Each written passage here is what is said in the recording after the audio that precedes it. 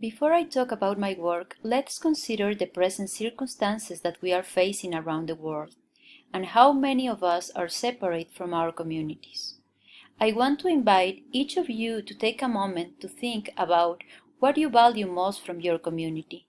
What do you wish to protect and pass on from your community to the children and grandchildren for generations to come? Just take a moment. In my work with indigenous nations of Mesoamerica, the Andes, and the Amazon, we often ask young people this same question. We actually use an activity where we ask young adults to imagine that there is some crisis in the community that endangers all the grandparents, great-grandparents, and wise elders. These are the people who have all the knowledge of traditional medicine, ceremonies, food cultivation and preparation, family history, language, and so much more. This activity has suddenly become the reality for communities worldwide, and especially for indigenous nations. Now I'm going to present my work through the article Ancestral Knowledge, Revitalization, and Participatory Design, Co-Design of a Community-Based Game. My work in participatory design began on the Yucatan Peninsula with an exchange program between the Autonomous University of Mexico and the Intercultural Mayan University of Quintana Roo. I work with an action research team that receives support from professors of the Mayan University to identify and visit several towns in the municipality surrounding the Mayan University. From these communities, the town of Chatil was selected because of their existing organization of Mayan dignitaries. These individuals represent different families and were in charge of preserving and promoting Mayan culture. The connection between the research project and the objectives of the Mayan dignitaries allow for the possibility of developing the participatory design process with the Mayan people of Chatil. Several strategies were utilized in order to promote the participation with the objective of generating intercultural dialogue and using public meeting spaces that already exist in the town. In this way, the following three activities were facilitated. The first activity was the Participatory Design Workshop, in which students from the local secondary school participate. The second part included interviews with Mayan dignitaries which were conducted by my partner, Brendan Gross. The interviews helped us to identify some of the most important local plants for the community, and we were then able to classify them by their uses for food, medicine, ceremony, and construction. This classification of important plants was applied in the co-design of the community-based game.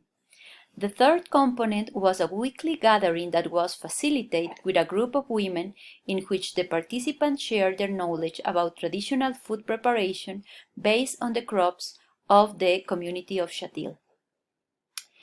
The participatory design workshop followed the phases of the design thinking process, including defining a problem.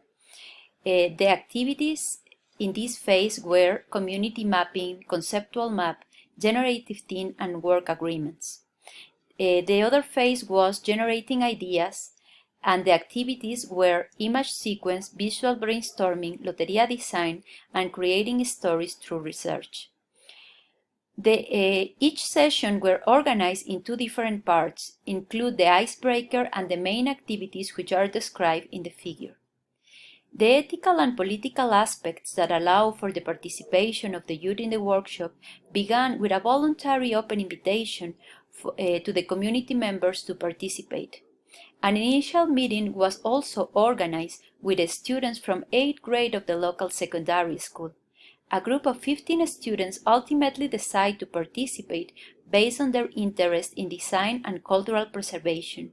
We met weekly this group of students for 3 to 4 hours in the secondary school building. During the workshop, the facilitators form a connection between the three groups. The feedback of women and elders group was significant for the workshop development. In this way, the community participations developed into a network in order to share and revitalize local knowledge. The co-design process provides the opportunity to join together the participants from the 3 different groups. Participants from the PDW applied tools that were developed during the workshop to co-design a set of cards which represents 28 of the most useful plants for the community. Each card was designed with a graphic representation of the plant, their name in Mayan and Spanish, and 4 icons indicating the different uses of each plant for food, medicine, ceremony, and construction. On the reverse side of each card, 4 separate spaces with the same icons were created in order to write the different uses of each plant. The set of 28 cards allowed the youth participants to interview their families and elders, including family members who only speak the local Mayan language. In this way, the cards were complete with written records of uses for each of the 28 plants according with 4 categories of common use. The game was further developed when the facilitators and participants discussed the importance of transmitting this knowledge to the children of the community. The 3 different groups proposed the recreation of the Loteria game, which is a traditional Mexican card game that was already a popular game among the town. With the intention of creating this game, 15 Loteria cards were created, each card with 16 illustrated representations of the plants. The next figure is a graphic representation of the game sequence. The community-based game was present in several places in the town, with the intention of socializing the game and verifying the validity of the game content. The feedback received was incorporated into the prototype in order to improve the final model of the game. The families who participate in the co-implementation received their own set of cards, and after playing, the families were able to keep their game with the knowledge that they shared during the process. Finally, the study adapted concepts and methods from participatory design and co-design in order to apply toward the preservation of ancestral knowledge of indigenous nations. In order to achieve this task, the case study implemented concepts from the Pedagogy of the Press by the Brazilian educator Paulo Freire.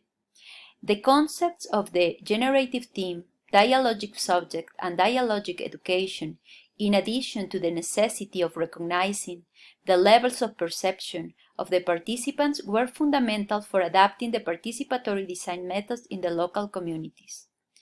Other insights based on the results were the power of community learning network of ancestral knowledge, the use and preservation of Mayan language, the redesign of traditional games to create bilingual materials that could benefit education. The community-based game was one method that we found effective to preserving ancestral knowledge. With this method, we hope to support further community process and investigations in order to promote the use of participatory design in situations that need to be addressed by people at the local level. Thanks for attending to this presentation.